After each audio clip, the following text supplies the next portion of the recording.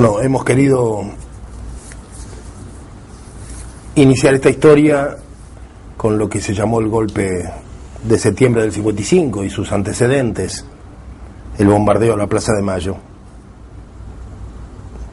Para los que vivimos ese momento significó un trastocamiento brutal, un cambio de mundo, un cambio de Estado, un cambio de país, que todas las costumbres y todos los hábitos y las relaciones que teníamos y que conocíamos se desmoronaron, que fueron arrancadas de raíz. Conceptos, criterios, sentimientos. Nos llevó muchos años comprender de dónde provenía tanto odio, ¿no?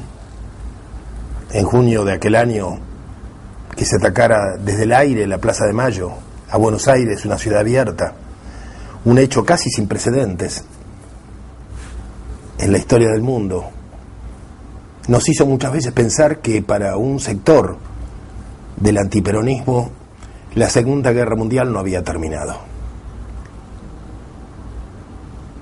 Relacioné esto con muchos años después, alguna vez que en el exilio pude tener acceso a archivos descriptados del Departamento de Estado y verificar que la ciudad de Buenos Aires había sido hipótesis atómica a lo largo del año 47. También pensé en esto cuando en aquellos días de septiembre del 55 el ministro Churchill, el que fuera primer ministro de Inglaterra, dijo que ese había sido el día más feliz de su vida, la caída del peronismo.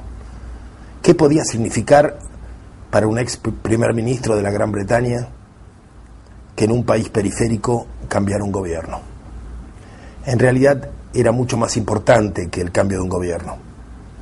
Era quizá el último testimonio de una historia que estaba acabando, que tal vez no ha acabado todavía. La memoria de los pueblos siempre retorna.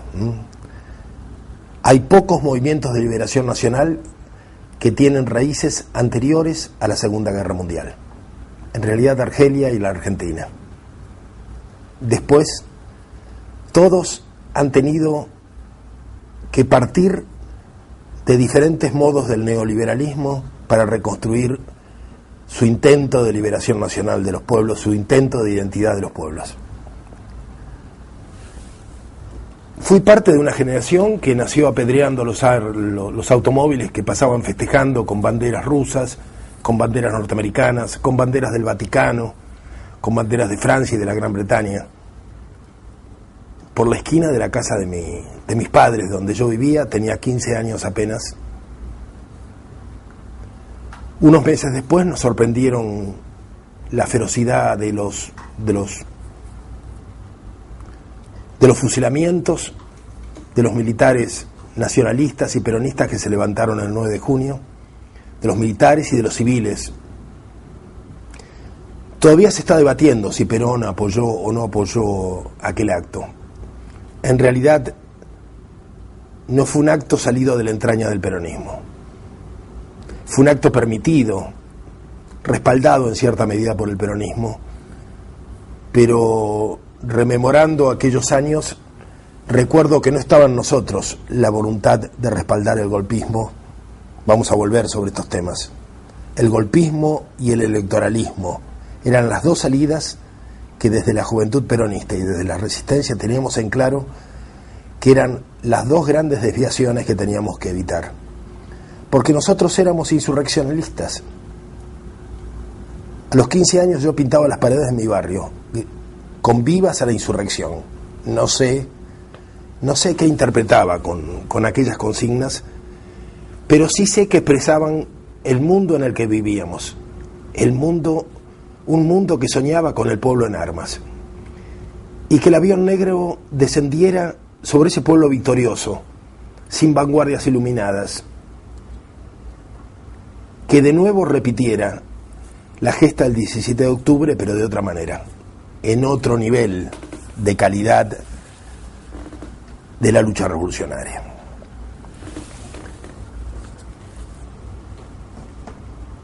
cómo nacen aquellos grupos de la juventud peronista, que no fueron los primeros. Hay quienes debaten por allí si hubo una juventud peronista antes, con John William Cook. Por supuesto que la hubo.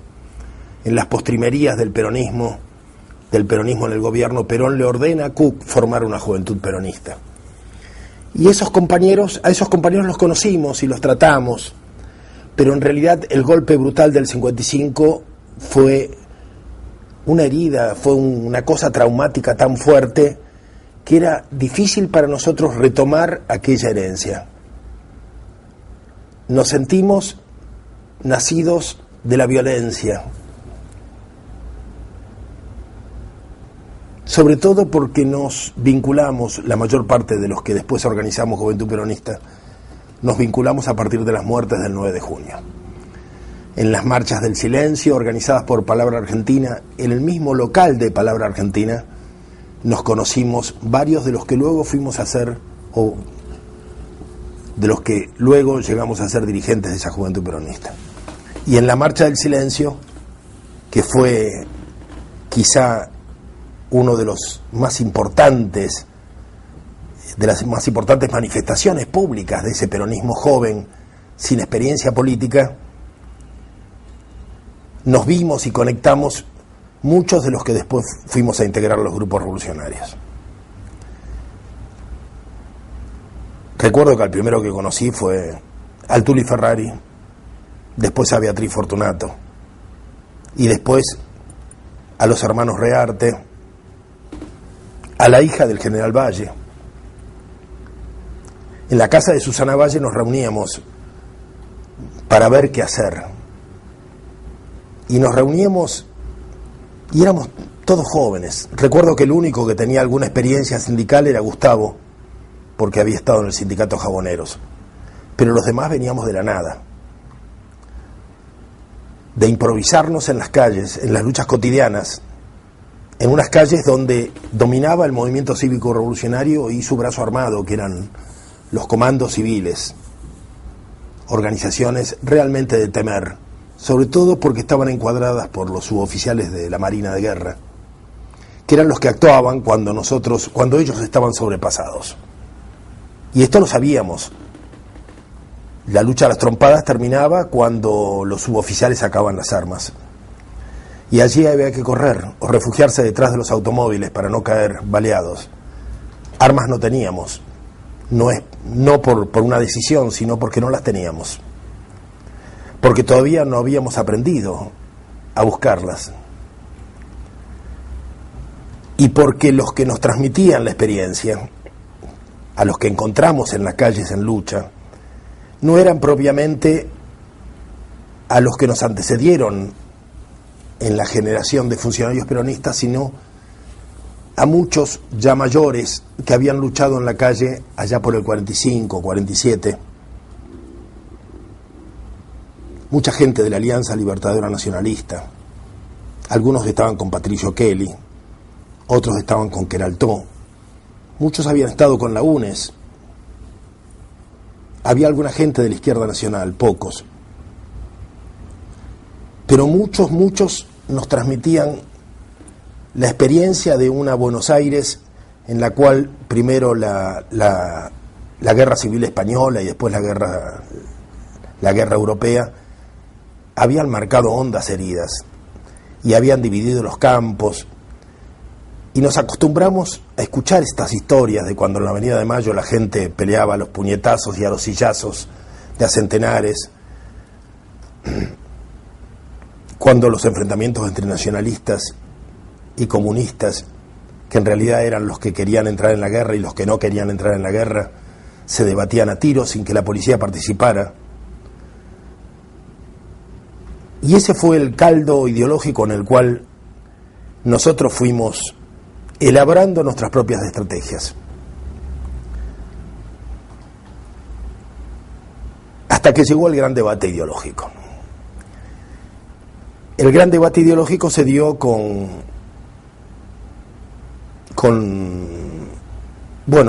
la propuesta de John William Cook de respaldar al gobierno de Frondizi, o mejor dicho, de respaldar la candidatura de Frondizi. fue un gran debate. Hoy está absolutamente olvidado. ¿Por qué John William Cook estaba a cargo del movimiento peronista? En primera instancia tenemos que recordar que se había escapado de la cárcel de Río Gallegos junto con los demás compañeros de la conducción del peronismo en una fuga organizada por el Turco Antonio, fundamentalmente. Habían llegado a Chile, algunos quedaron en el exilio, otros fueron detenidos, como Guillermo Patricio Kelly, que tuvo que salir disfrazado de mujer de la jefatura de policía. Y en aquellos tiempos, en simultáneo con estas situaciones en Caracas, la policía venezolana le informa a Perón de que hay un comando de militares argentinos que está en Venezuela para matarlo y que no los pueden ubicar. De manera que le piden que se juegue, que se proteja. Bueno, no obstante las precauciones, en un momento dado le ponen una bomba en el auto a Perón que le vuela las piernas a su chofer. Por milagro Perón no estaba en el lugar, pero advierte que la conducción del peronismo depende de una situación muy aleatoria, y a partir de ese momento nombra una vicaría, nombra un sucesor, que va a ser John William Cook, el más amado de todos los dirigentes del peronismo en aquellos años, el más brillante tal vez, y uno de los más jóvenes. En realidad debo confesar, para las críticas que vienen después, debo confesar que todos queríamos a John William Cook y lo continuamos queriendo, más allá de sus errores. Lamentablemente, en ese nuevo cargo, el Gordo inmediatamente va a ser asediado por los sectores medios de la política argentina que estaban preparando la transición entre el final de la dictadura y una continuidad que se proponía.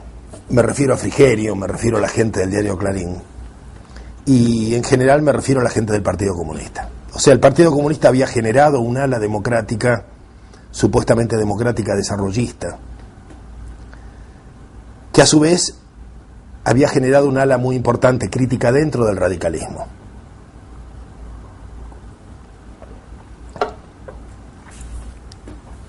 Esa gente va a estar constantemente en la antesala de John William Cook. En Chile hay memorias muy reales, muy fidedignas de aquellos días, contados por mi amigo Chocho Monzón, que estaba en ese momento y que siendo un pibe era el asistente del Gordo en Santiago de Chile. Varios personeros del frigerismo lo rodeaban constantemente, lo asediaban, lo visitaban para persuadirlo de una negociación que con los años yo también entendí que tenía sus lógicas, y sus lógicas interesantes para un peronismo que sufría todos sus sindicatos intervenidos, que tenía miles de presos, que tenía centenares de fortunas personales embargadas, que sufría de una legislación represiva que tiene mucho que ver con la desaparición de personas que vamos a vivir muchos años después. En aquel entonces se trataba de desaparecer las imágenes, los nombres, los mitos, los liderazgos, las canciones. Estaban prohibidas. Y silbar la marcha peronista podía significar ir preso por mucho tiempo.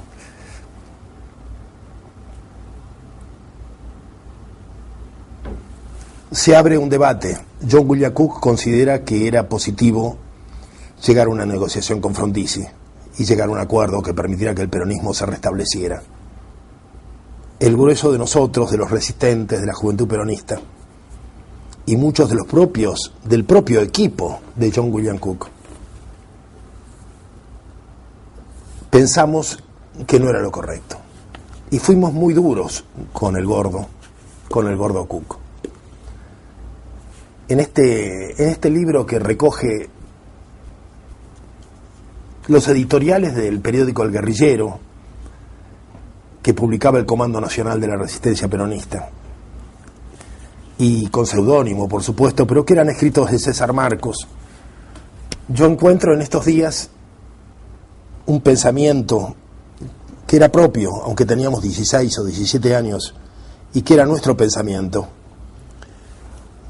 Y dice Marcos: no es la primera vez en nuestra historia que las masas argentinas han sido frustradas en sus anhelos reivindicatorios mediante soluciones legales y electorales. Ambiciosos, frenéticos y traidores han existido en todas las épocas. En las últimas décadas del siglo pasado, la política de las tituladas conciliación primero y del acuerdo después, y ya dentro de nuestro siglo la ley Sespeña, el contubernio, la normalidad constitucional y la unión democrática nos demuestran que la voluntad nacional, popular y mayoritaria puede ser frenada, diversificada, fragmentada, hasta diluirse entre las mallas sinuosas e invisibles de las soluciones legales y electorales. Para nosotros, los proscriptos, los inhabilitados, los exiliados, los desterrados, los perseguidos, los encarcelados, los torturados, no existe la legalidad, ni ese engendro híbrido aparecido recientemente llamado semi-legalidad. Estábamos en contra de toda forma de legalidad que legitimara a una dictadura feroz con la que queríamos tener un enfrentamiento absoluto. Nos opusimos en la calle y sobre todo en Corrientes Esmeralda, que era el lugar donde el peronismo se expresaba en el centro de Buenos Aires. Y recuerdo que ya sobre las elecciones de febrero del 58, en medio de estallidos de petardos y de enfrentamientos con los comandos civiles que se daban todas las noches, un correo de Perón, un hombre mayor, nos hizo llegar una carta del general. Estaba dirigida a nosotros, a la juventud peronista del centro de la ciudad de Buenos Aires. Y en la carta Perón decía que nosotros, para él, éramos como la Guardia Imperial fue para Napoleón Bonaparte, que la juventud peronista era como la Guardia Imperial había sido para Napoleón Bonaparte, que éramos los más queridos, los más entrañables, y que nos reconocía que teníamos el derecho a no acatar sus órdenes. Tanto confiaba en nosotros, pero que quería aclararnos que la directiva era verdad, que con John William Cook, con Frigerio y con Frondizi había firmado un acuerdo para que el pueblo lo votara a Frondizi a cambio de una serie de ventajas. Terminaba la carta reiterando que no estábamos en absoluto obligados a cumplir esa directiva. Fue gracioso porque recuerdo que esa carta nos llega un rato después de habernos tomado a golpes de puño con un sector de Tacuara que proponía el voto a Frondizi. Me acuerdo que fue en Esmeralda, casi Corrientes, delante de donde estaba la agencia Telam, y donde Tacuara se habían concentrado, habría unos 100 o 150 muchachos gritando a favor del voto a Frondizi, y nosotros, por supuesto, gritando a favor del voto en blanco, y sobre todo de una salida insurreccional. La noche de la elección estuvimos también en el centro de Buenos Aires. Las manifestaciones fueron gigantescas. Nosotros nos sumamos. Había una manifestación en la calle Corrientes que ocupaba 4 o 5 cuadras. Gritaban a favor de Frondizi. Nosotros nos sumamos, nos pusimos a la cabeza y empezamos a gritar Frondizi, Perón, un solo corazón. Para nuestra sorpresa, toda la columna nos siguió gritando esto, y al rato, ya un poco entusiasmados con nuestro pequeño éxito, empezamos a gritar Perón sí, otro no. Esto fue el mismo día de las elecciones, ¿no? Lo extraño es que la columna no siguió, eran todos peronistas. O sea, el peronismo estaba de nuevo en la calle, en esta situación contradictoria donde era difícil saber lo bueno y lo malo de la directiva. El peronismo estuvo de nuevo en la calle, y a partir de ese día hubo un resurgimiento. Por supuesto que los riesgos del desarrollismo fueron muy grandes. Con Frigerio los dirigentes sindicales dejan de ser los hermanos que eran para todos nosotros, se convierten en dirigentes. Reciben sus locales sindicales, vuelven a tener una caja.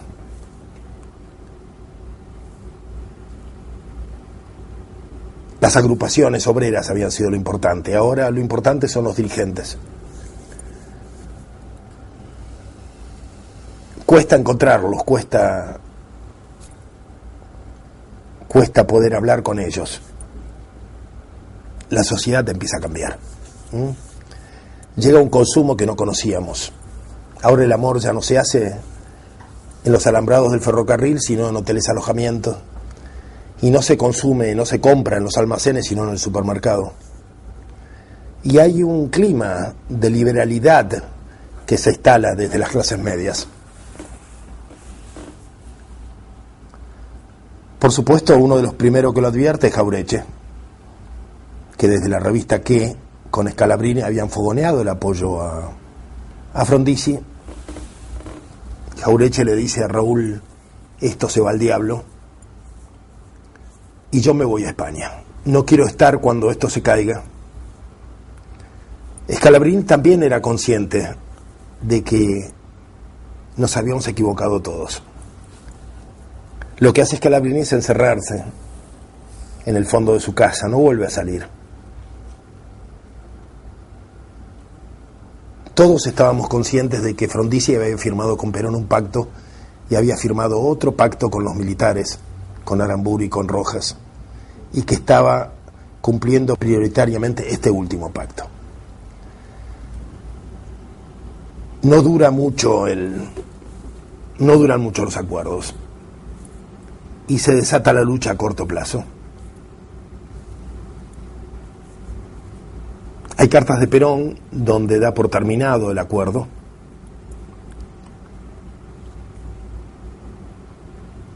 De parte del peronismo, el desconocimiento a la jefatura de John William Cook era pública, sin afectar el cariño que le teníamos, pero ya nadie lo reconocía. Nadie lo reconocía como dirigente.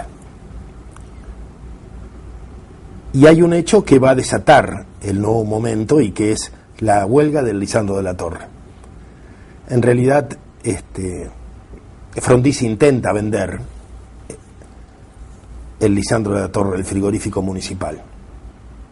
Los obreros se resisten, toman el frigorífico, el ejército envía los tanques, una tanqueta destruye el portón, echa abajo el portón, entra la tropa.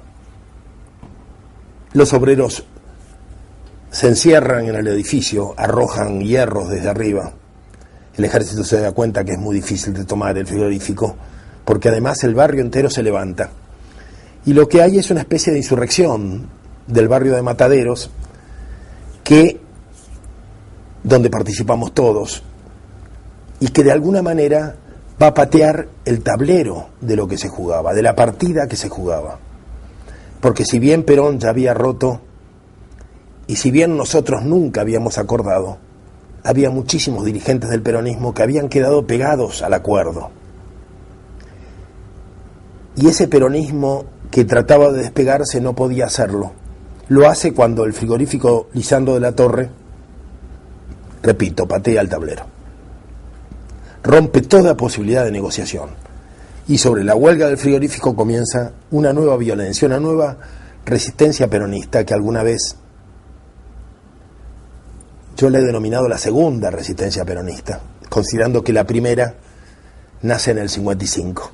Del 55 al 58 es una resistencia muy, muy popular, donde los caños eran el punto más alto de una violencia que se hacía de miles de pequeños actos, sobre todo de sabotaje. para lograr detener la marcha del país. Realmente era imposible de gobernar un país donde varios millones de personas estaban constantemente paralizando todos los mecanismos económicos. Pero en esta nueva situación, la situación es otra. En el 59 la situación es diferente. No se trata de detener el país. Se trata de detener a un gobierno. Se trata de que escarmiente este gobierno. Entonces los atentados son brutales. Ya no es un caño. Son 50, 100 kilos que se depositan en las gasolineras, en las casas de algunos militares. Es el primer foco guerrillero que nace en Santiago del Estero y desde ahí se corre a Tucumán. Primero en la ciudad de Frías, un golpe de mano sobre una comisaría de ahí a los cerros tucumanos. Y por aquella situación de mímesis, de imitación, que era propio de un movimiento como el peronismo, nosotros en la Juventud Peronista nos planteamos, bueno, ¿qué vamos a aportar en esta nueva guerra, en esta nueva fase de la guerra?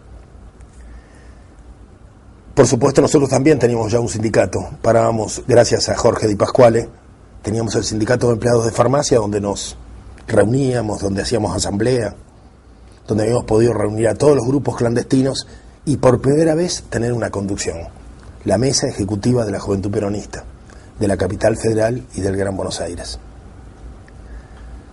No ignorábamos a las otras juventudes peronistas anteriores. Muchos estuvieron con nosotros, acompañándonos, pero realmente éramos otra cosa. Habíamos nacido en la violencia y estábamos deseosos de poder participar en ese nuevo escenario que se abría. Habíamos descubierto algunas lecturas de Mao Zedong, en especial sobre la práctica, y aquello de incendiar la pradera nos fascinaba como idea, ¿no? Nosotros habíamos liderado una ocupación de viviendas en La Matanza. En realidad era un barrio militar, un barrio de la aeronáutica. Antes de que los aviadores pudieran ocuparlo con sus familias, muchas familias ligadas a la Juventud Peronista lo habían ocupado. Por supuesto hubo represión y las desalojaron, pero alguna quedó. Las que más se resistieron quedaron.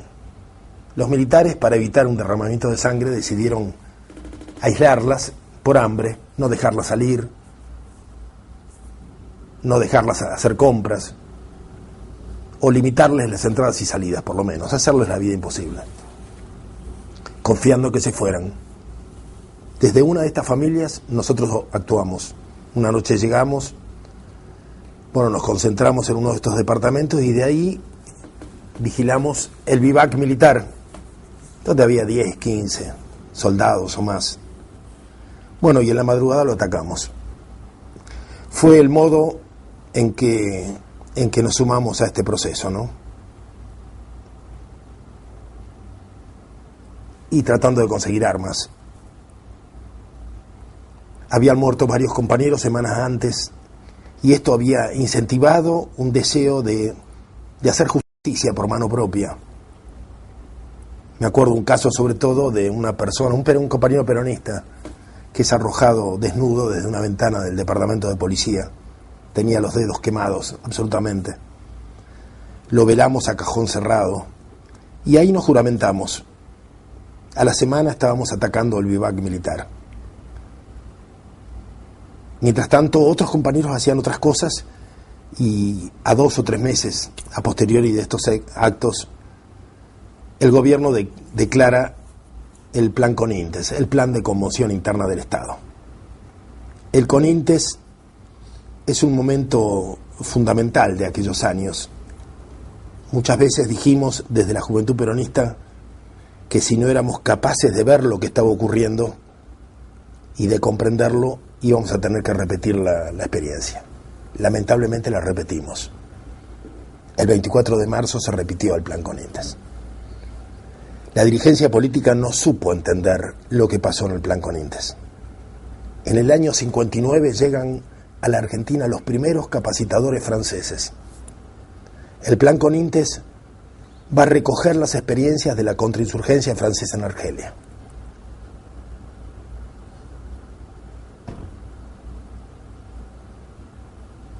Pero además de eso, el Conintes va a mostrar cómo las Fuerzas Armadas dejan de serlo para ser un ejército de ocupación. En aquel año, los compañeros que no son detenidos de la Juventud Peronista producen el primer periódico, Trinchera, que fue famoso en la historia de los periódicos clandestinos del peronismo. Trinchera era conducida por Beatriz Fortunato, una de las dirigentes más destacadas y más brillantes que tuvo la Juventud Peronista, y lamentablemente absolutamente desconocida, porque, bueno, por lo que hoy se llamaría el natural machismo, ¿no?, de los criterios revolucionarios, que no tienen en cuenta a las dirigentes mujeres. Beatriz Fortunato dirigía Trinchera durante los primeros números. Yo estaba detenido, me acuerdo, estábamos detenidos en el batallón Patricios, ahí sobre la avenida Luis María Campos, Santa Fe y Luis María Campos, en el Puente Pacífico. Seríamos unos 10 de la Juventud Peronista. Nos tenían contra la pared, con las manos atrás, la cabeza agacha, y de pronto entró el teniente coronel Gomila, que era el jefe del Consejo de Guerra, con Trinchera en la mano. Trinchera, bueno, periódico que nosotros no habíamos visto porque estábamos incomunicados. Y bueno, decía grande, bestias con jinetas, y había una larga lista de militares donde él estaba en primer lugar. Bueno, el hombre estaba enojadísimo.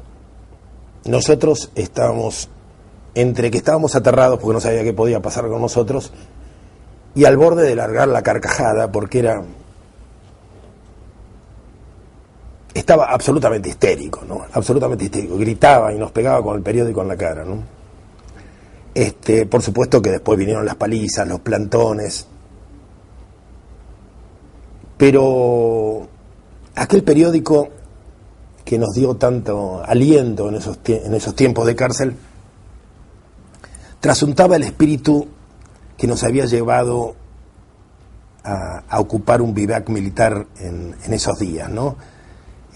No lo hicimos como Juventud Peronista, nos pusimos, me acuerdo que Beatriz Fortunato había bordado los brazaletes que usamos, y decían, los brazaletes eran las siglas Ejército Peronista de Liberación Nacional.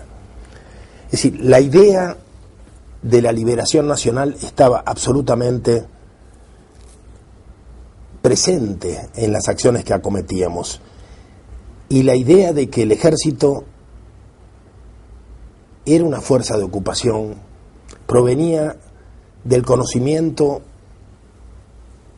de la experiencia argelina y sobre todo de la experiencia que teníamos de lo que era la contrainsurgencia, que estaba ya presente en el gran tema de la guerra revolucionaria del peronismo en aquellos días de 1960.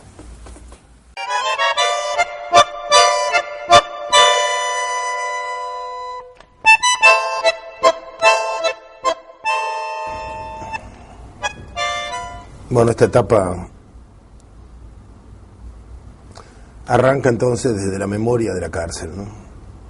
Habíamos llegado a la cárcel, que parece una experiencia lógica en todo revolucionario, al menos en aquella época, llegar a la cárcel y formarse en la cárcel. Bueno, para nosotros fue eso, ¿no? Fue una escuela de formación dura para nuestros familiares sobre todo, que también dieron vueltas a la Plaza de Mayo, también formaron organizaciones de familiares, quizá no tan famosos como los actuales por la procedencia social de la que nosotros proveníamos, o del grueso de los prisioneros conintes.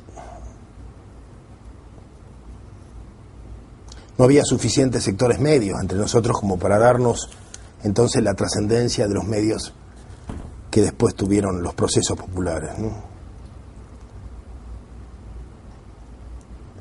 Una de las cosas que recuerdo de la cárcel para mí, como muy importante, fue que estábamos en Magdalena cuando el enfrentamiento entre azules y colorados. Y en Magdalena, bueno, tuvimos ocasión de ver pasar el regimiento de tanques, creo que era de López Aufrán, que venía sobre Buenos Aires.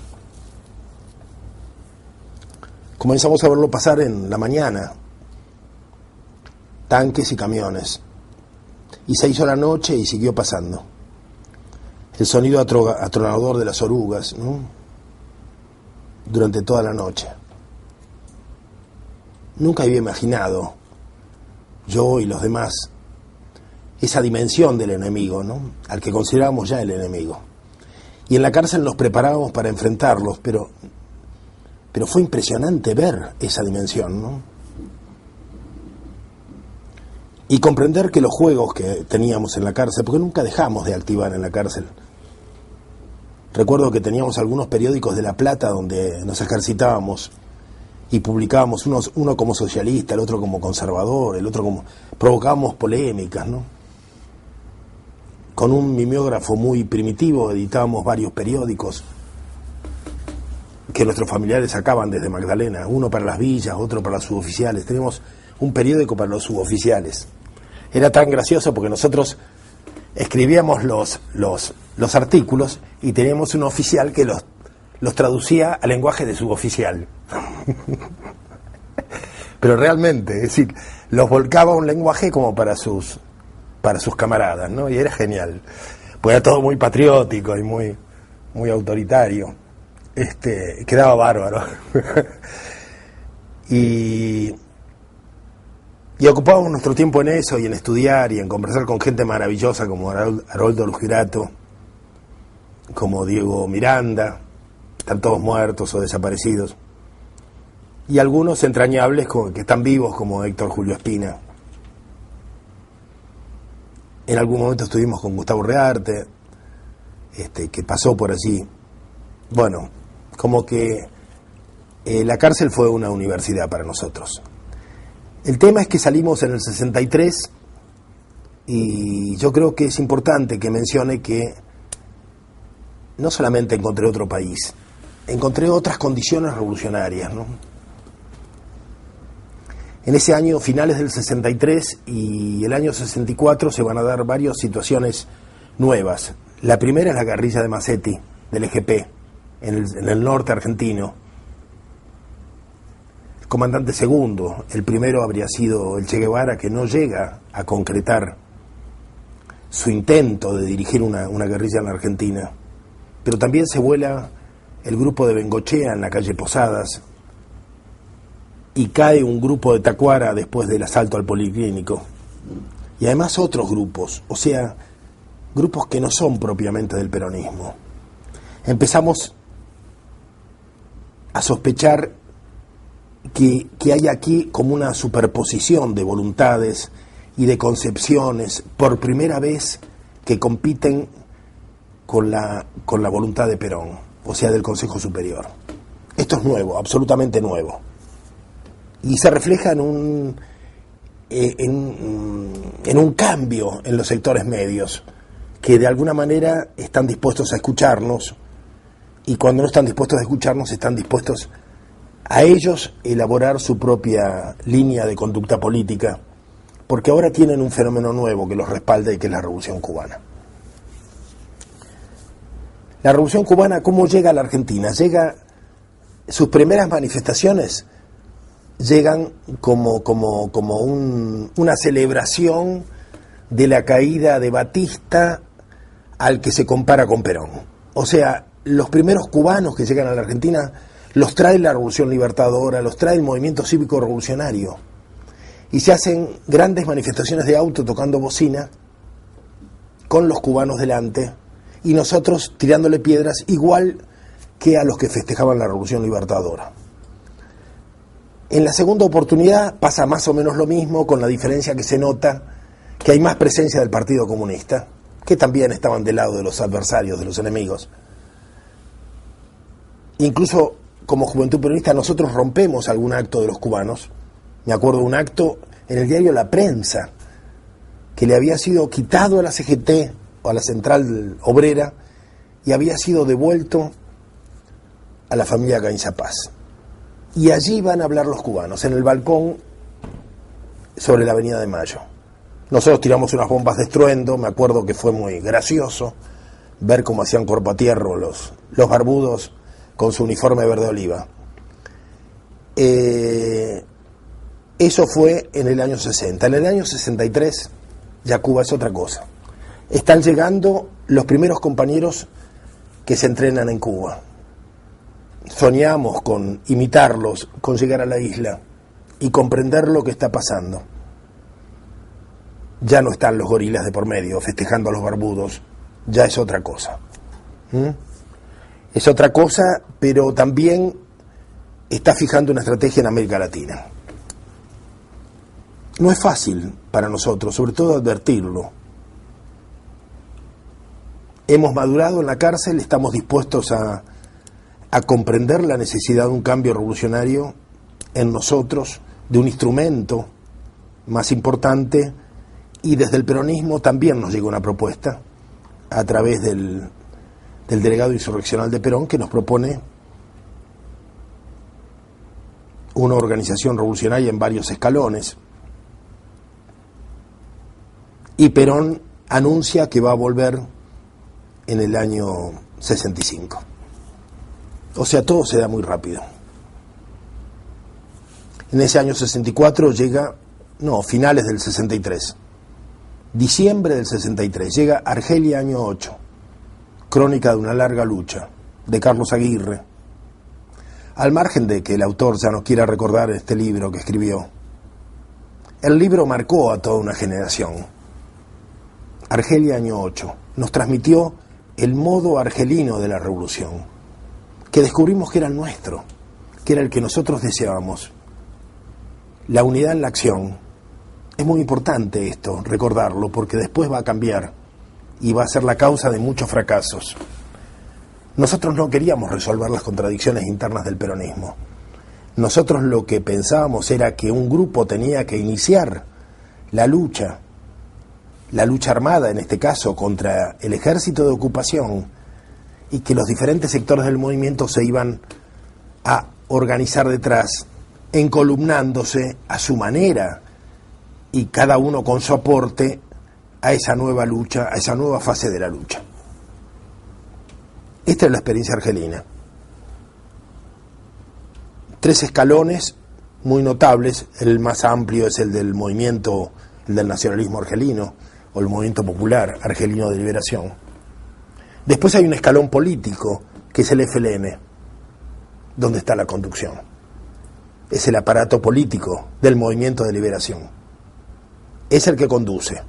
Y después está el Ejército de Liberación, o ALN, la Armada de Liberación Nacional. 3 escalones.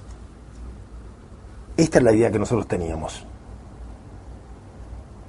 Desde esta perspectiva, nosotros formamos la FAP en el año finales del 63, principios del 74. Del 64 estamos consolidando la FAP en todo el país, junto con una estructura política del peronismo que se llama el MRP, Movimiento Revolucionario Peronista.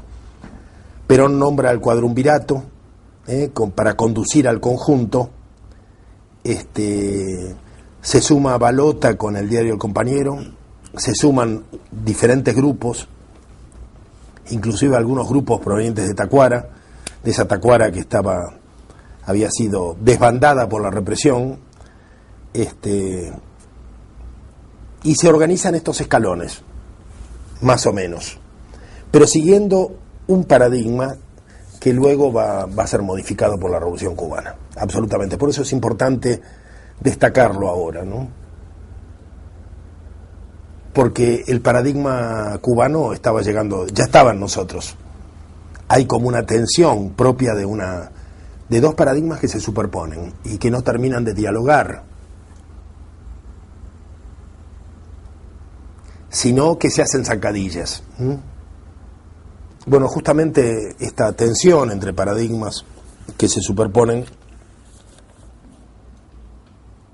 más allá de que los escalones organizativos que el peronismo había incorporado, ¿no?, habrían sido los correctos, lleva a que en un momento dado y a pocos meses del retorno de Perón se decida a nivel del MRP dar el enfrentamiento con el bandorismo, o sea, resolver una contradicción interna.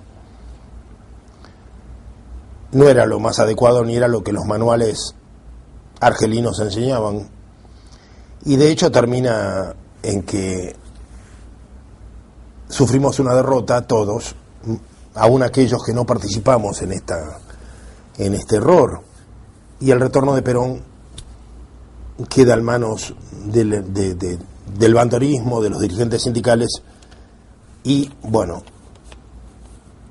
en realidad no se concreta porque el ministro de Ilia le solicita al ejército brasileño que obligue al avión a retornar a España, ¿no?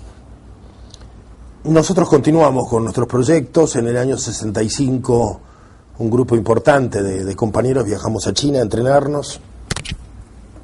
Seguimos pensando en una salida revolucionaria. En el mundo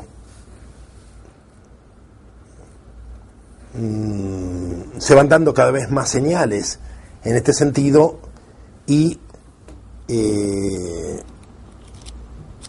si bien la revolución china es una revolución que a nuestro criterio pone mucho énfasis en la lucha campesina, pero de todas maneras es bastante refrescante el pensamiento de Mao que estudiamos en la Academia Militar China, es bastante refrescante en relación a algunas versiones cubanas de la revolución, refrescante en el sentido de los contenidos populares que tiene siempre presente, ¿no?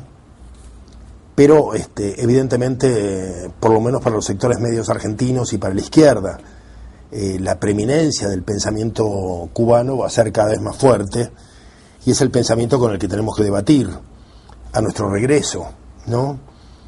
Justamente hay un libro de Pilar Calveiro que se pregunta cómo se llegaron a estos niveles de violencia, ¿no? Y dice, en los años 60, a partir de la Revolución Cubana y de la Guerra de Vietnam, algunos círculos de la izquierda propusieron la idea de que la lucha revolucionaria misma podía generar conciencia per se, sin necesidad de aguardar a que las condiciones objetivas, materiales, económicas maduraran, o más bien que podía acelerar ese proceso de maduración. Esto permitiría a una generación impaciente por producir los cambios sociales que consideraba necesarios en el tercer mundo, acelerar las llamadas condiciones revolucionarias para acabar con la injusticia social. Así nació la teoría del foco. Bueno, digamos que aquella juventud peronista a la que nos referíamos era también una juventud impaciente, y que nosotros esto de acelerar las condiciones revolucionarias lo compartíamos bastante. Quizá lo que no compartíamos era la teoría del foco, ¿no? Lo que no compartíamos era la teoría del foco, y tampoco compartíamos la teoría que se va a imponer acerca de la vanguardia. Quizá porque nos veíamos por humildad ante el pueblo como meros detonadores de nuevas situaciones, no más que eso, ¿no? Hay una imagen de la batalla de la batalla de Argel, de Pontecorvo, que también la vemos en aquellos años y que fue muy fuerte para nuestro imaginario. Hay una imagen al final, después que la élite guerrillera sucumbe, se inmola, cuando vuelan la casa, y hay un interregno en que no se sabe qué va a pasar, y de pronto aparecen las masas en la calle, la gente ganando la calle, después de la práctica desaparición de esos grupos armados, la gente vuelve a la calle y vuelven con las banderas de Argelia, pero también vuelven flanqueadas por combatientes armados de ametralladoras, que no van adelante, van a los costados, van como protegiendo a los que marchan, ¿no? Este era el rol que nosotros nos dábamos que le dábamos a la juventud peronista, ser custodios de lo que el pueblo decidiera, de lo que el pueblo hiciera, ¿no? Esto es muy importante porque va a ser uno de los grandes conflictos de los años 70, ¿no? O una de las grandes modificaciones en el imaginario revolucionario. Después del viaje a China, nuestra impaciencia hace que discutamos con otros compañeros dentro de FAP y en los marcos que dirigía el del delegado insurreccional, la necesidad de poner en marcha un mecanismo de lucha revolucionaria. En general los compañeros no están de acuerdo, de tal manera que a finales del 66 mi destacamento y yo nos abrimos y nos lanzamos solos en una estrategia seguramente muy loca de desarmes y de operaciones, pero ya en medio de un clima, o anticipados en un clima bastante propicio para el tema. Pensemos que en esos fines del 66 y principios del 67, cuando nosotros comenzamos a operar, ya el Che está en Bolivia. Es más, a mí me detienen, después de un tiroteo, me detienen en los carnavales del año 67, y ya prácticamente Bolivia sabe que el Che está a la cabeza de la guerrilla en Yancahuazú, si bien los Estados Unidos no le creen a Bolivia, piensan que es una excusa para solicitarles armamentos y dinero, y no dan por cierto las informaciones que reciben. Pero bueno, el año 67 es un año terrible que nos va a marcar a todos. El fracaso de la guerrilla, que fue el nuestro también, que fue el nuestro en Buenos Aires, pero el fracaso del Che va a ser un golpe durísimo para toda esa etapa, sobre todo ahora cuando podemos ver la improvisación tremendo y casi diría la aberración del proyecto que compartíamos, ¿no? Nosotros habíamos estado meses antes con Regis Debré discutiendo estas cuestiones. Pensamos que el libro Revolución en la Revolución, que va a ser prácticamente un manual respaldado por la Revolución Cubana, podía ser capaz de contener otros elementos. A mí me lo lleva Carlos Mujica, el cura, me lo lleva al hospital cuando estoy agonizando para que lo vea, al hospital de la cárcel de Villa Devoto. Cuando lo leo no puedo creer que de tantas cosas que aprendió, de tantas cosas que le dijimos en su gira por la Argentina, solamente había tomado lo que le contó John William Cook, de cómo se podía hacer la revolución en la Argentina. Un John William Cook que había vuelto de la isla con un discurso absolutamente marxista-leninista, castrista oficial, y que con el cual no compartíamos para nada ya esta necesidad de poner en marcha un pensamiento revolucionario o un instrumento revolucionario, pero con apoyo de la gente. O sea, Cook nos proponía una salida a través de un partido leninista armado que había que organizarlo en base a luchas críticas ideológicas en el seno del peronismo, una cosa que no compartíamos para nada, ¿no? Y que al gordo lo había llevado a un grupo absurdo como es el ARP, un grupo absolutamente pequeño burgués, inconducente, que en aquel entonces solamente merecía nuestro escarnio, más allá de que lo siguiéramos queriendo al Che, habláramos con él, a Cook, de que mantuviéramos una relación afectiva con él, pero lo veíamos totalmente fuera de foco, ¿no?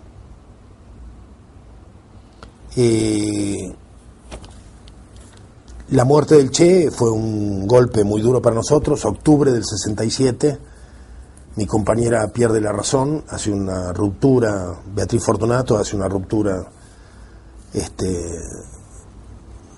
psíquica, de la cual no se va a reponer nunca. Bueno, y yo salgo a finales de ese año en libertad. Mi abogado era Fernando Torres, el abogado de la UON y abogado de Perón, que logra sacarme, bueno, por un error de la justicia, del que él sabe instrumentar, me saca de la cárcel y me aconseja que me vaya del país. Bueno, yo me voy a Montevideo aceptando una propuesta del Gordo Cook, para ir a reponerme a Cuba, y allí quedo en Montevideo durante mucho tiempo. El Gordo no se atreve a decirme que ya no representa a los cubanos y que no tiene la chequera de los pasajes, y convivo con él durante bastante tiempo sin que él sepa qué hacer, yo tampoco, hasta que al final vuelvo a Buenos Aires arriesgando mi libertad. Converso con Gustavo Rearte y él me cuenta que es el que tiene la chequera, el que ha firmado el acuerdo político-militar con los cubanos.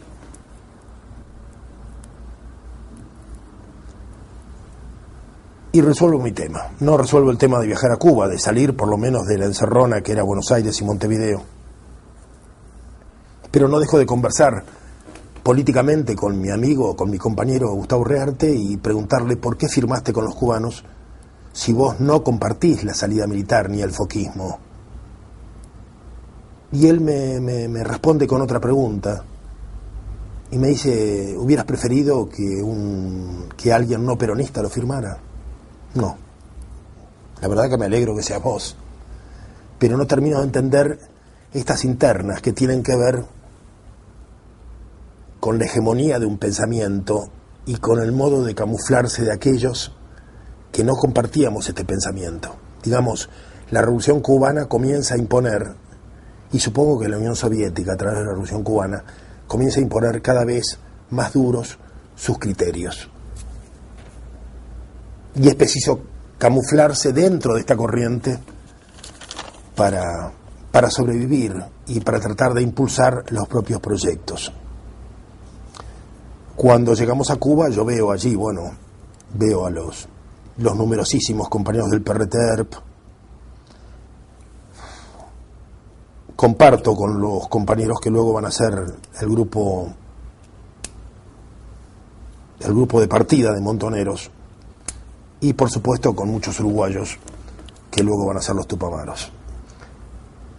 Hoy se ha hecho pública ya estas situaciones de cómo se manejaban y de cómo centenares de intentos revolucionarios llegaron a un fracaso total, pero en aquel entonces no era fácil de verlo.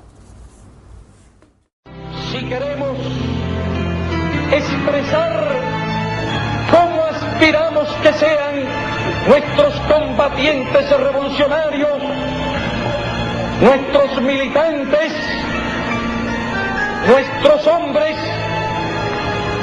debemos decir sin vacilación de ninguna índole que sean como el Che. Si queremos expresar cómo queremos que sean los hombres de las futuras generaciones, debemos decir que sean como el Che.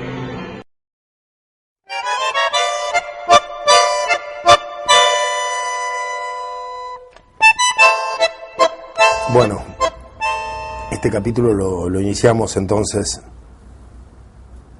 cuando, regresando de Cuba, paso por Madrid y me encuentro con Perón. Estaba clandestino, estaba con nombre supuesto, de manera que busco el modo de entrar en la casa sin decir quién soy, y después de algunos intentos consigo ser aceptado en una entrevista colectiva,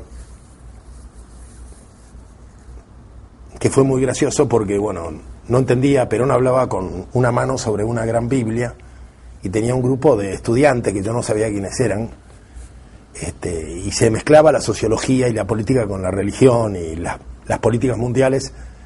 Bueno, a lo largo de la entrevista descubro que él estaba hablando a un grupo de la iglesia libanesa. Eran estudiantes creo que de teología, Y entonces, bueno,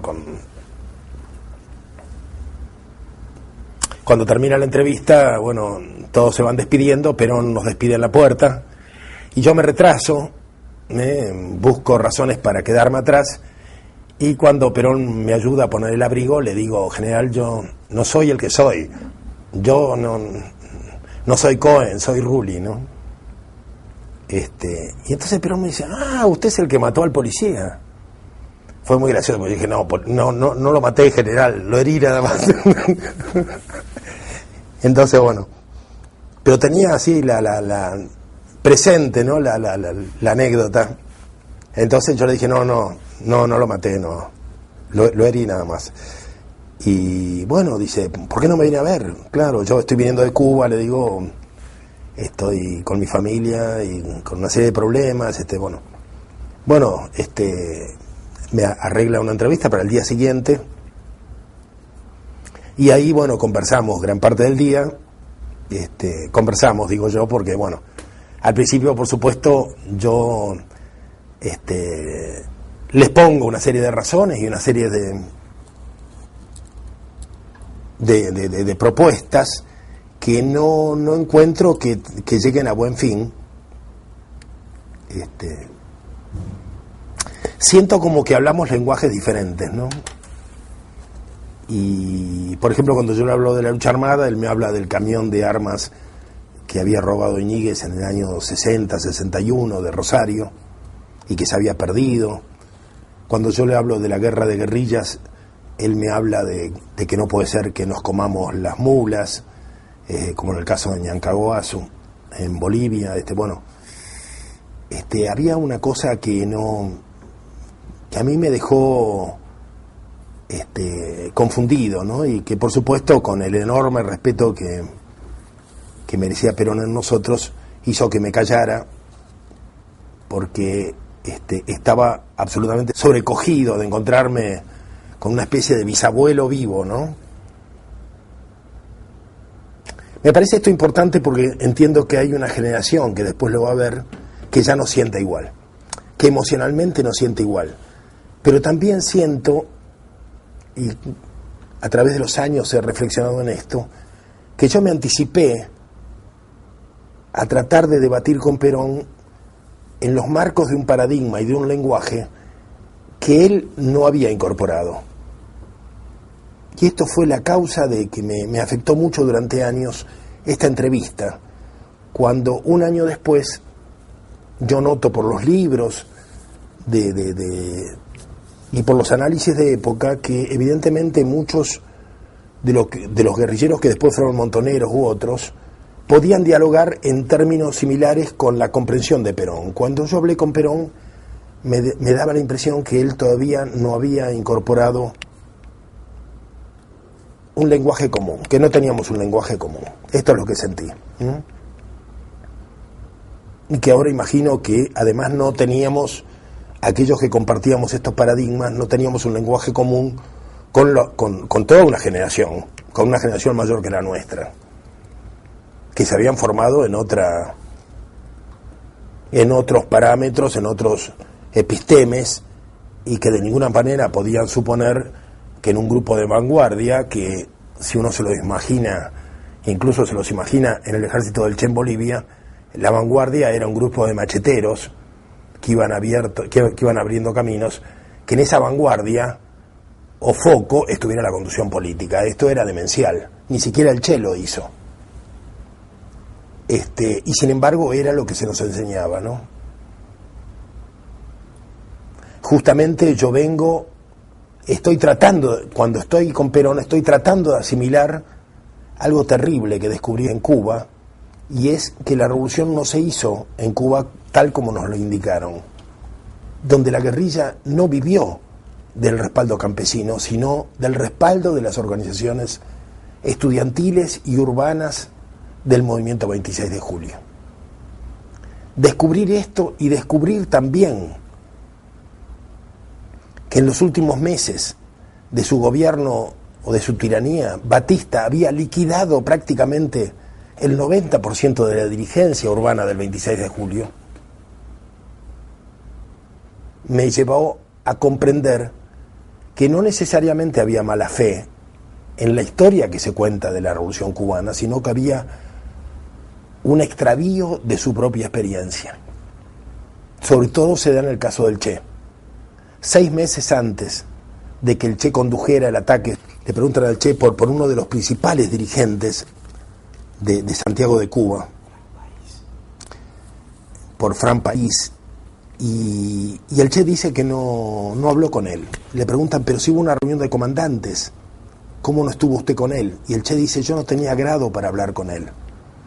Yo era un teniente médico. O sea que la desaparición masiva de la conducción hace que gente como el Che pase al frente, pero en unos meses nada más, unos meses horrorosos en la represión urbana, donde se desgasta el ejército de Batista y sobre ese desgaste baja la guerrilla de las ciudades, la guerrilla del Moncada, y encuentra un gran respaldo popular, pero sin líderes.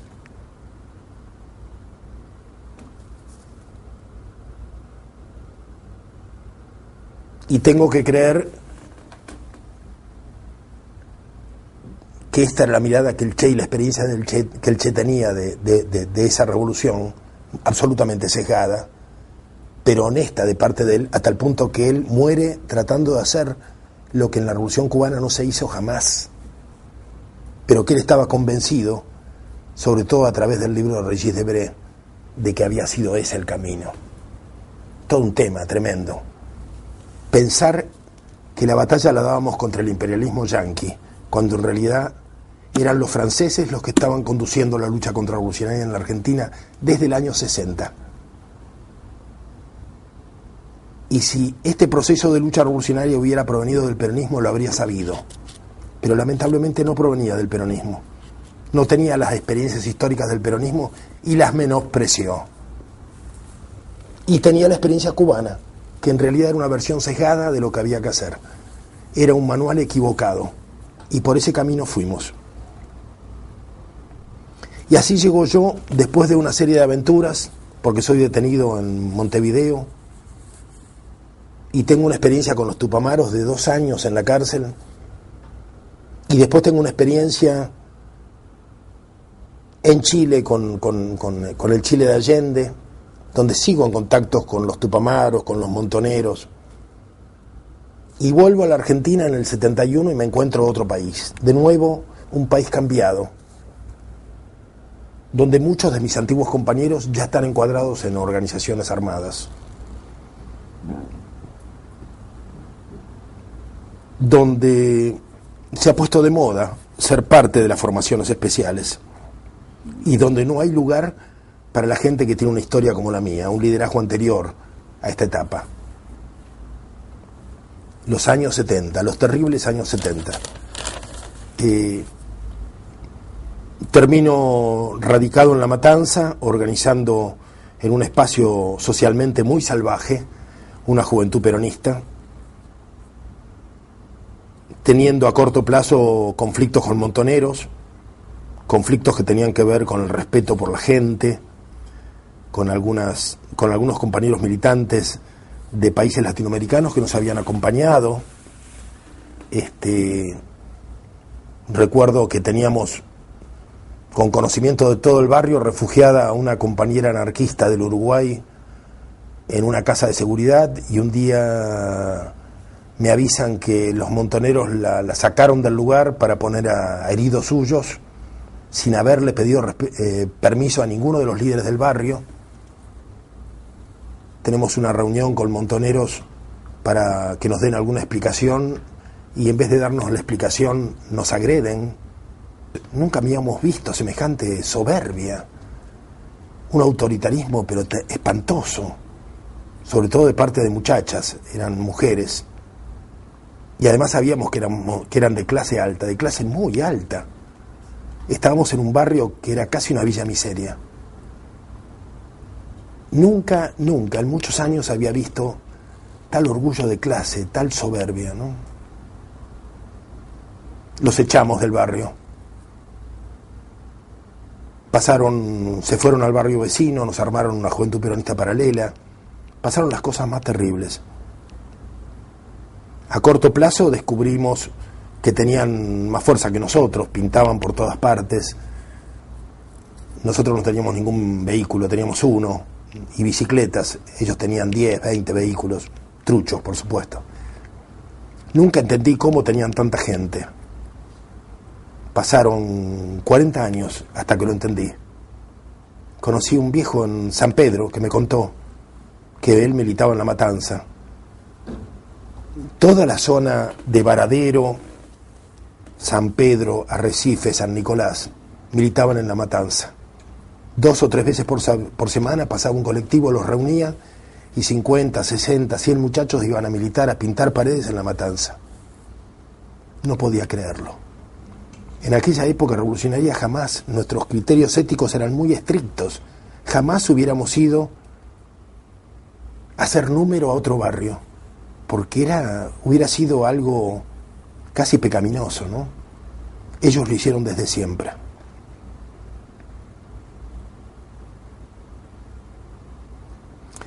Terminamos teniendo relaciones con las Fuerzas Armadas Revolucionarias. Y les dijimos, nosotros sabemos que ustedes son marxistas-leninistas, nosotros no, pero ustedes son una formación especial y nosotros los respetamos. Y ustedes se manejan dentro de un esquema que Perón respalda. Los montoneros no. Dejaron de ser formación especial y se autodenominan organización político-militar. O sea, están cuestionando la conducción estratégica de Perón desde el año 71. No queremos trabajar con ellos. Preferimos trabajar con un grupo de izquierda.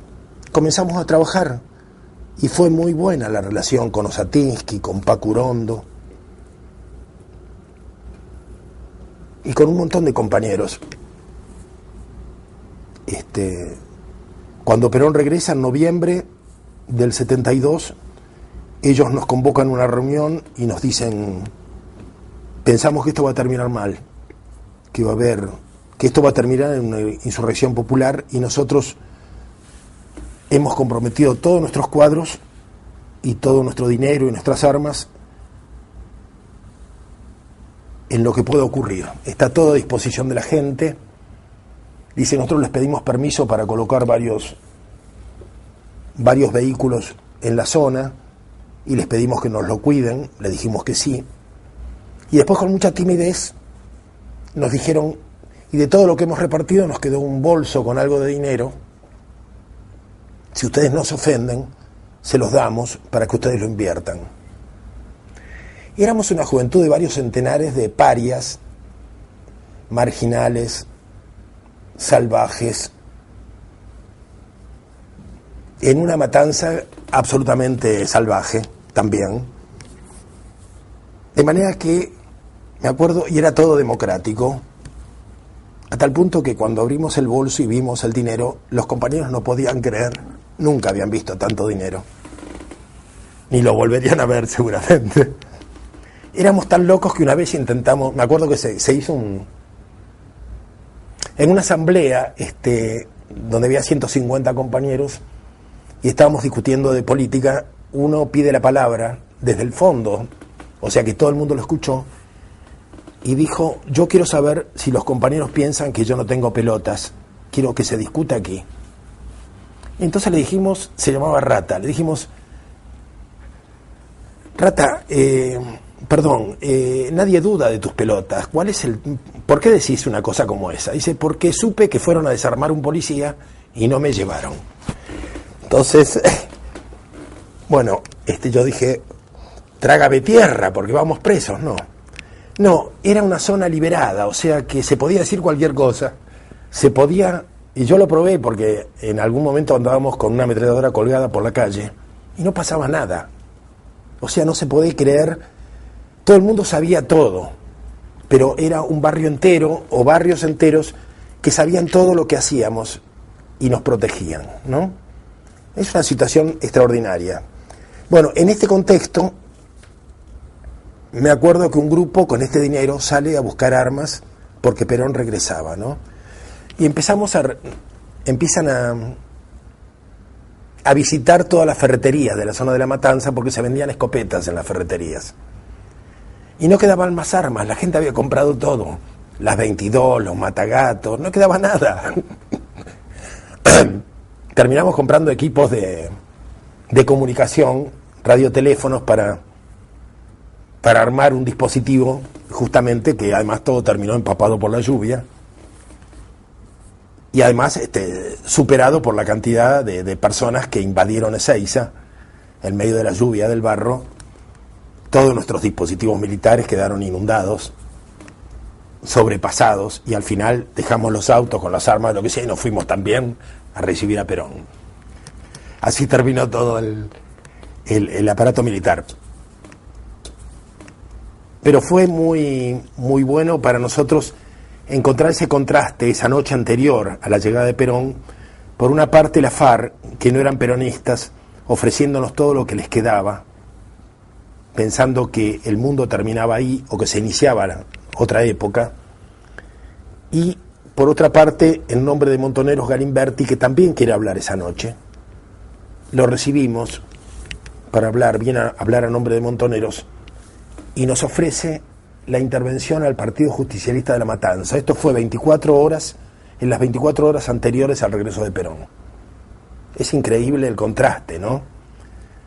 De los que estaban apostando todo sin ser peronistas a ese momento y los que estaban especulando políticamente. Bueno, yo pienso que ese traspaso de formaciones especiales a organizaciones político-militares entraña el deseo de liderar un proceso. Y aquí lo que existe es que hay un nuevo sector social que está luchando por dominar el proceso revolucionario del peronismo. En realidad son los hijos de los sectores medios que habían sido gorilas en el 55. Es un pensamiento que comparten muchos compañeros, creo que está también en Llegó Carta de Perón, de Monzón.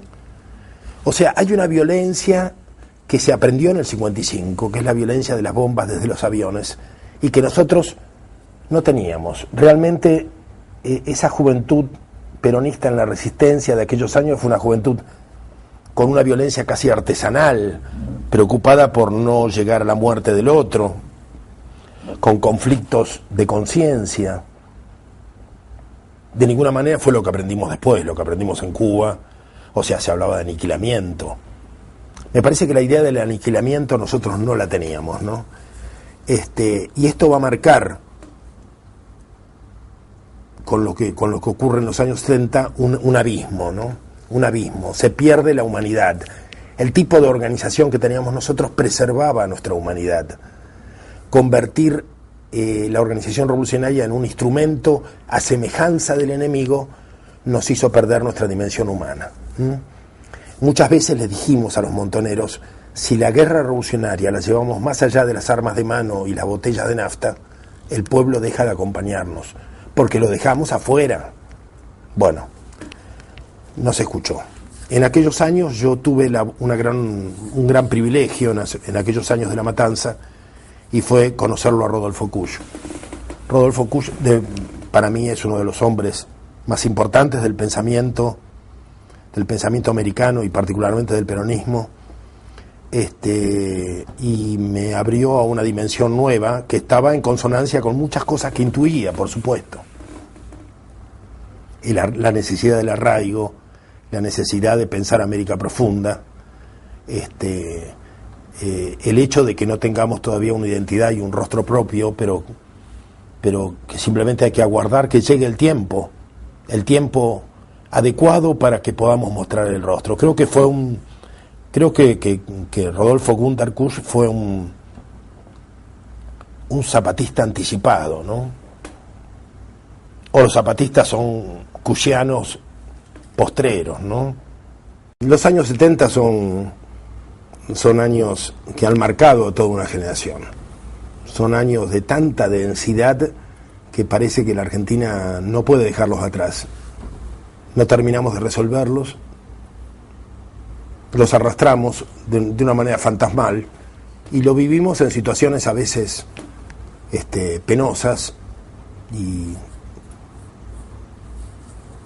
y groseras, como si volvieran a repetirse.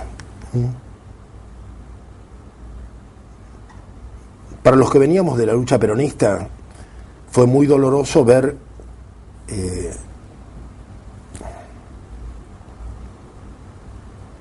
cómo se abortaba un intento, cómo había casi un pensamiento mágico. O sea, se mataba a Rucci y luego se lo acusaba a Perón de tener las piernas cortadas. Había una manera de visualizar las cosas sin comprender el contexto en que se daban, ¿no? O sea, hay una anécdota que cuenta Alcira Argumedo, cuando Perón le pide a los jefes guerrilleros: déjenme hacer política y ustedes ocupen el campo de la retaguardia estratégica. Y Firmenich le dice a Quieto: este viejo de mierda nos manda al patio del fondo. O sea, no podían entender la política, no entendían la política. El tema tiene que ver con los modelos revolucionarios. O sea, el mejor líder de una guerrilla es el que sabe desarmar policías. El problema es que en un momento dado ese desarmador de policías, que equiparado a un ejército regular sería un buen suboficial, llega a general de brigada, pero sigue siendo, con esa mentalidad, sigue teniendo la misma mentalidad de suboficial. No se ha formado en ninguna escuela, ni ha tenido ocasión de leer nuevos libros, sino los manuales de la propia organización. Y el tema de la guerrilla en la Argentina fue ese. Lo que tuvimos es una conducción de ineptos, no de ineptos para los desarmes y para construir casas de seguridad, ineptos para la política. Y la soberbia de clase que arrastraban les impidió aceptar que hubiese otros hombres formados para el pensamiento estratégico, que no fueran ellos. Para no verlo como una situación de conflictos psicológicos y personales, digamos que hubo una lucha de clases, evidentemente. Una lucha de clases donde algunos lideraron a los sectores medios y pretendieron quedarse con el manejo del movimiento de los trabajadores. Y detrás de cada muerte, más allá de que esos líderes fueran corruptos, había algo que no se explicaba.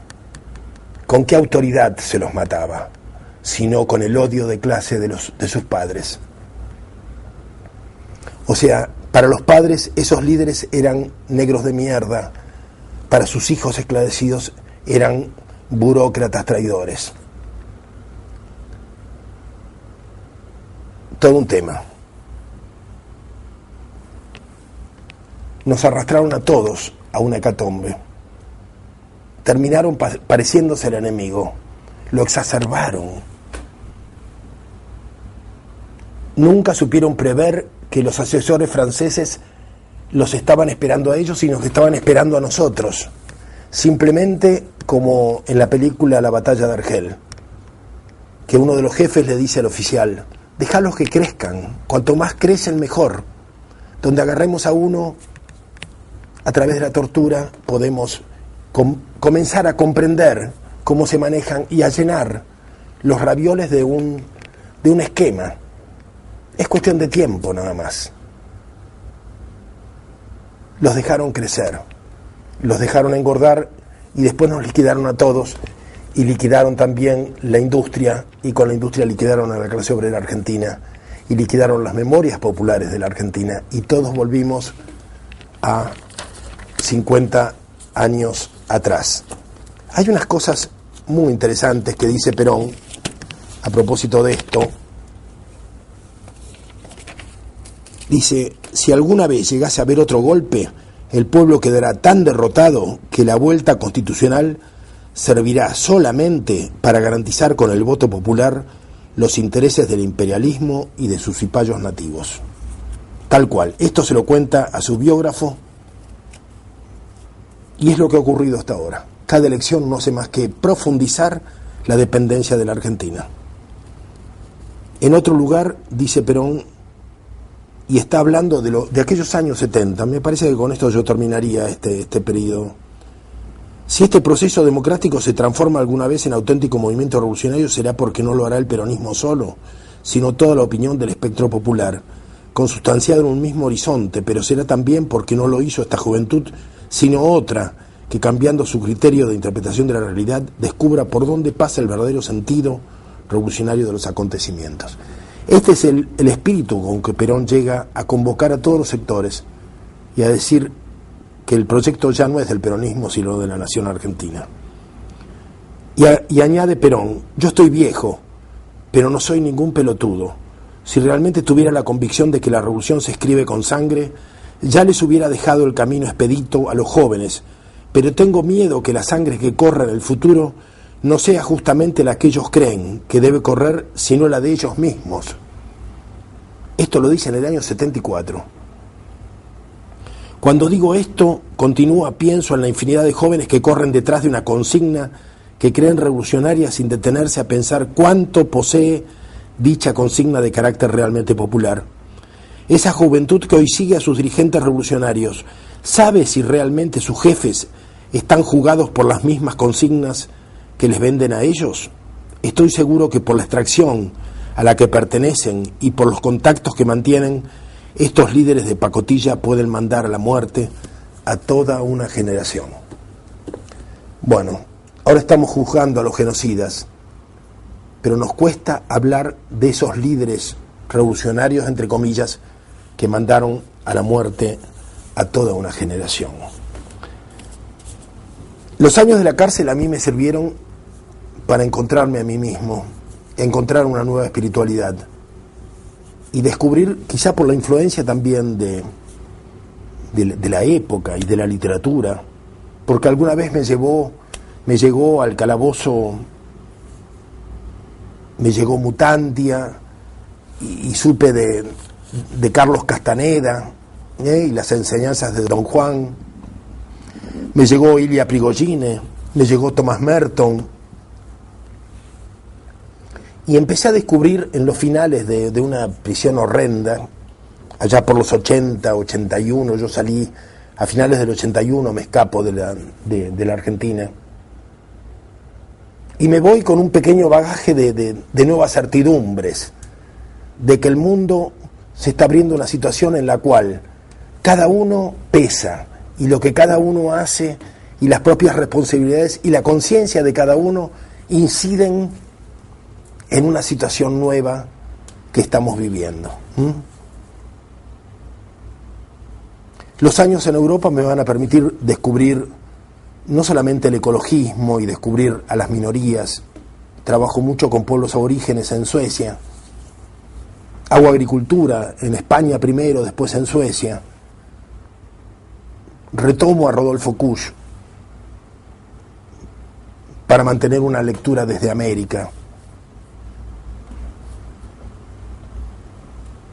Pero sobre todo me permite revisar cosas de la vieja militancia peronista, ¿no? y de todos estos esquemas que habíamos sufrido en realidad en las propuestas revolucionarias, ¿no? En España, por ejemplo, bueno, tengo la experiencia de un líder montonero, Néstor Scipioni, edita Las dos caras del terrorismo, un libro absolutamente olvidado, porque es un libro donde cuestiona durísimamente a Montoneros desde su propia experiencia, ¿no? Era médico, terminó suicidándose, los dolores que tenía por el cáncer fueron muy terribles. Creo que se mata en el año 82-83, pero este libro es un libro que va a dividir al exilio, sobre todo porque me piden que lo presente al libro en Barcelona, y yo lo presento sin conocer al autor, pero lo presento desde mis nuevas vivencias, desde la experiencia de la oración, desde la experiencia del sí mismo, desde la experiencia de las prácticas de supervivencia en la cárcel y en la tortura, de encontrar nuevas fuerzas y de sentir que tanto dolor y tanta muerte no podía justificarse por lo que hoy se llama el PBI, y que parece enamorar a muchos viejos compañeros. Y por eso me parece importante recordar algo que hemos dicho. La muerte y el dolor de tanta gente no puede haber sido para que simplemente tengamos más niveles de crecimiento. Nos proponíamos otra cosa. Quizá la felicidad del pueblo, pero quizá mucho más que la felicidad del pueblo. Pero no tener más carreteras o más automóviles. Ninguno de nosotros hubiera arriesgado su vida y la de sus familiares para tener más carreteras y más automóviles como hoy se propone a todo lo largo de América Latina. El crecimiento o la idea del crecimiento en los marcos de una modernidad dependiente y colonizada es como un cáncer. Y somos pocos los que seguimos levantando, los que levantamos esta bandera, la bandera del decrecimiento, que estamos aprendiendo a unirla con la bandera de la decolonialidad. O sea, con Aníbal Quijano y con otros, estamos tratando de reencontrar a nuestros viejos maestros. En este nuevo siglo, los jóvenes leen a Frantz Fanon y leen de nuevo a Rodolfo Kusch. Y encuentran en aquellas viejas banderas de la liberación nacional un modo de contestar a la modernidad que se nos ofrece, una modernidad que no queremos. Aprendí en Europa, relacionándome con los sectores que estaban volviendo de la modernidad, a valorar formas alternativas de vida. Aquí parece todo lo contrario, queremos ser como los europeos, cuando los europeos ya no quieren ser como fueron. Nosotros, que tenemos un acervo, que tenemos una cultura inmensa, que no la valoramos, que no valoramos ni las semillas que tenemos, hemos dejado que se pierdan para comprar las semillas transgénicas que las corporaciones nos venden. El exilio me permitió descubrir, por ejemplo, a las corporaciones transnacionales. No es lo mismo que el imperialismo yanqui. Las corporaciones han cambiado nuestra vida, nuestra forma de vivir y de comer. Se han adueñado de la mesa familiar, han secuestrado nuestras vidas, modificándonos los hábitos. Y ahora pensamos en función de la vida que las corporaciones nos han dado y gritamos contra el imperialismo y nos sentimos de izquierda, cuando en realidad estamos secuestrados por las corporaciones. No podemos pensar ni en el socialismo ni en nada en la medida en que no seamos capaces de liberarnos de ese encierro que tenemos y que está dentro nuestro. Cuando no tenemos responsabilidad, cuando no nos sentimos responsables por el medio ambiente. Toda esta deriva histórica, ideológica, nos ha llevado a redescubrir los escritos de Perón del 72.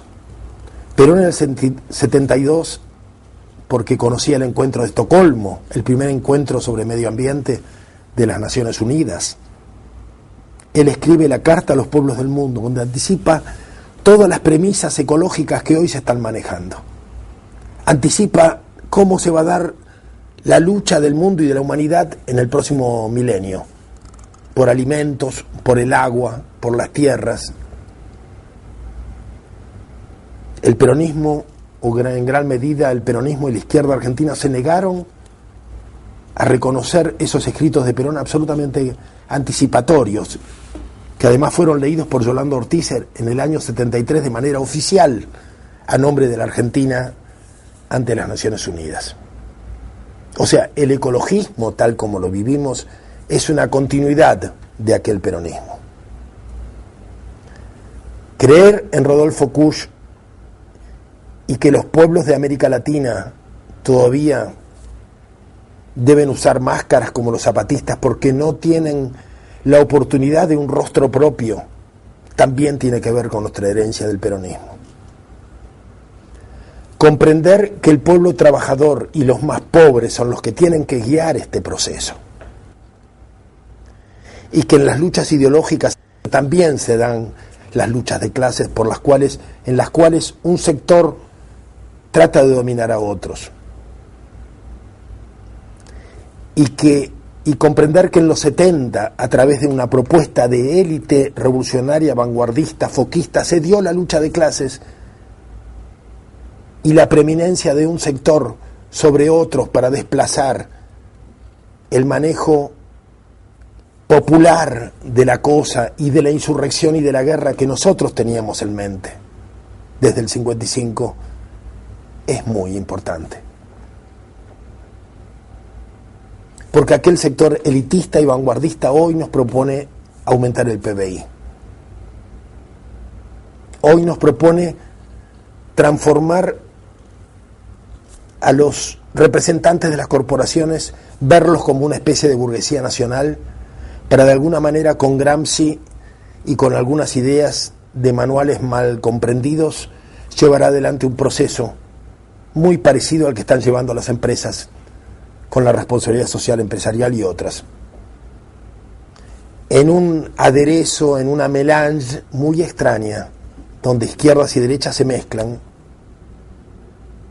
pero derechas e izquierdas pertenecieron o fueron parte de un proyecto de la modernidad europea que nosotros estamos revisando. Y lo estamos revisando desde el punto de vista de la sociedad rural exterminada, de la gente que no vivía en las ciudades, de la gente que fue reprimida, desde los luditas, desde los insurrectos, desde los rebeldes, que también existieron en América. Y ya no queremos ser militantes, sino que reivindicamos a los guerreros, a los que preservaron su espiritualidad y una propuesta que estamos tratando de recoger.